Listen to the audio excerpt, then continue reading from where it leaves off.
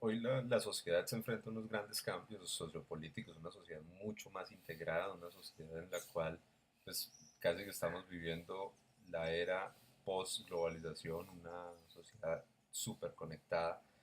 y esa sociedad pues traslada a las empresas ese mismo modelo. Entonces el liderazgo que se ha desarrollado en los últimos años, en los modelos de liderazgo pues, están llamados a transformarse y a lograr que estos líderes del siglo XXI enfrenten una serie de desafíos nuevos y requieran para ellos mismos unas labores diferentes. Entonces, por un lado, están las exigencias que tienen los líderes en el primer orden y es la necesidad de transformar las estructuras o las instituciones en donde están. Y las de segundo orden es qué necesita ese líder del siglo XXI, esas habilidades, esas competencias que debe desarrollar para poder enfrentar esas demandas que le hace este contexto.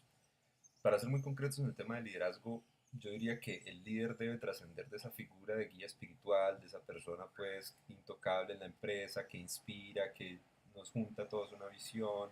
que es un poquito lo tradicional, a tener una mirada de un líder más como un catalizador químico, que lo que hace es encontrar los talentos, encontrar las ventajas competitivas de cada uno de sus integrantes, de las personas que trabajan con él, y lograr que trabajen efectivamente en un escenario propicio para poder generar nuevos conocimientos, para generar nuevas alternativas y para proponer cosas diferentes dentro de esta dinámica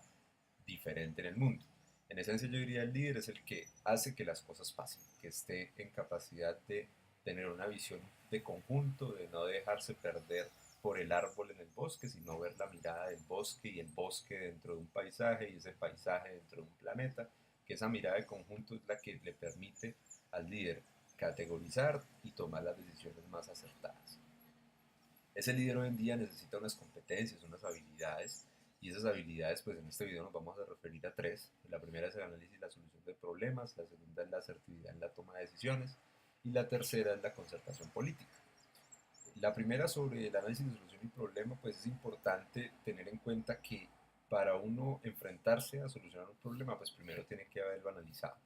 Y analizarlo, pues nos sugieren varios métodos y el método que hemos venido construyendo y estudiando es el método del árbol de problemas, en donde uno lo que hace en primera medida es identificar cuál es el problema, luego identificar cuáles son las causas de ese problema, cuáles son los efectos de ese problema, luego establecer una relación crítica o lógica entre esas causas y esos efectos que nos permita a nosotros en un tiempo corto, en un trabajo grupal, poder establecer realmente cuáles son las afectaciones estructurales del problema que queremos resolver.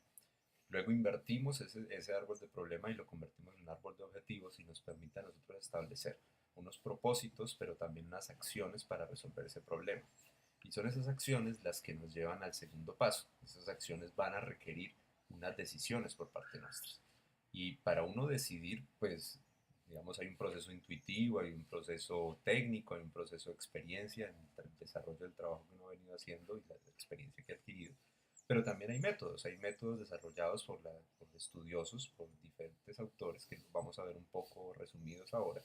Pero esos métodos en esencia se centran en, primero, uno para tomar una decisión de manera acertada sobre esas acciones que ha querido establecer, es establecer cuáles son los criterios de evaluación. Lo segundo es seleccionar cuáles son todas las alternativas a considerar, sin uno dejar a un lado una u otra. Lo tercero es determinar cuál es el modelo que vamos a usar para tomar esas decisiones. Y finalmente, determinar cuál de las alternativas que tenemos en ese mar de opciones es la más óptima o la más eficiente. Y eso se pega muy bien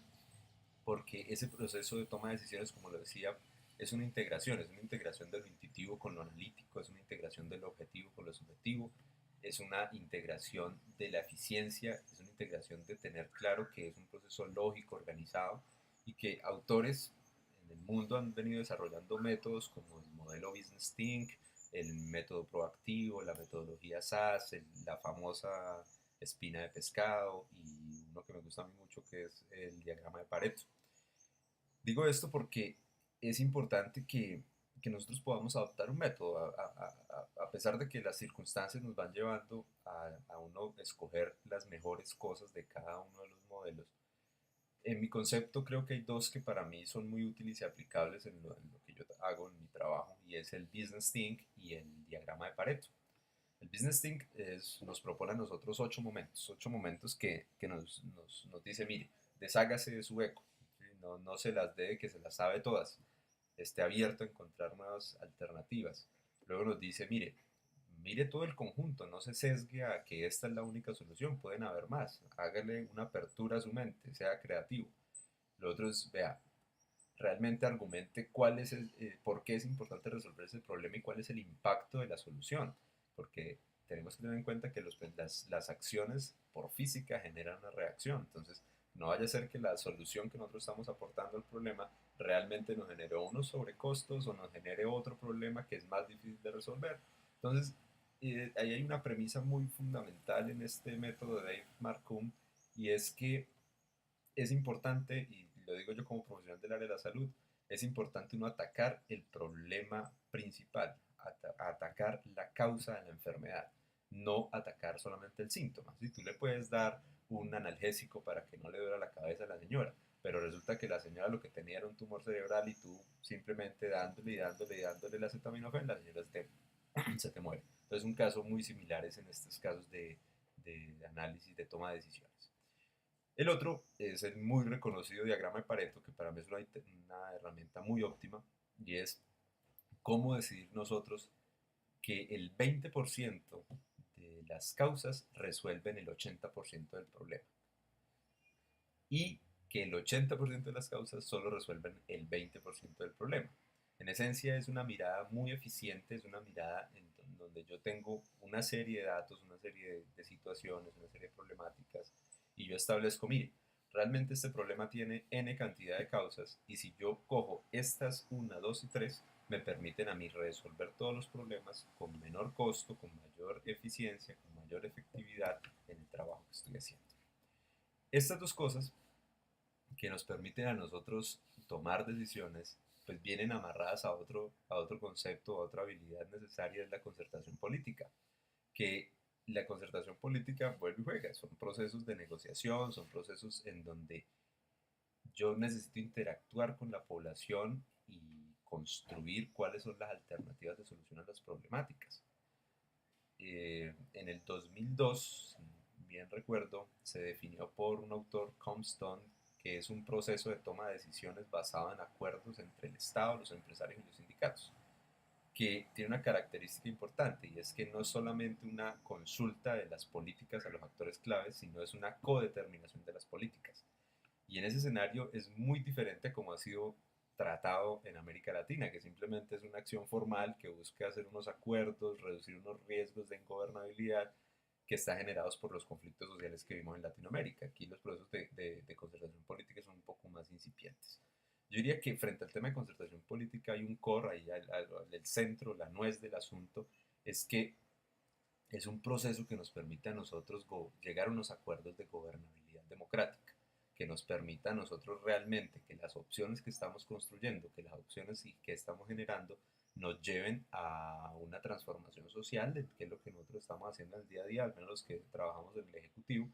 y que nos permita a nosotros entender que es una acción estratégica dentro de nuestro rol como gerentes públicos y como gerentes pues, sociales, si se quiere.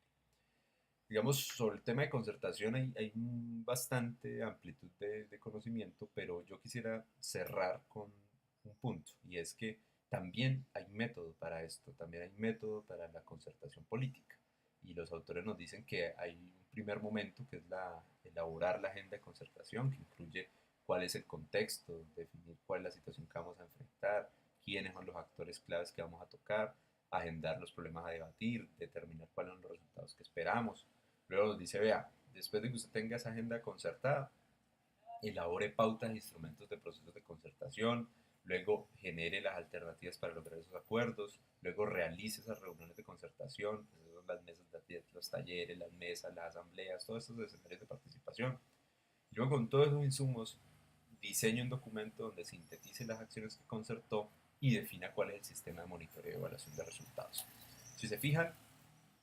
hemos pasado por una definición de qué es el liderazgo en este nuevo escenario, en este nuevo contexto en el que nos enfrentamos nosotros, en esta nueva generación. Hemos pasado por analizar tres habilidades concretas que se deben desarrollar: la asertividad en la toma de decisiones, el análisis y la solución de problemas y la concertación política,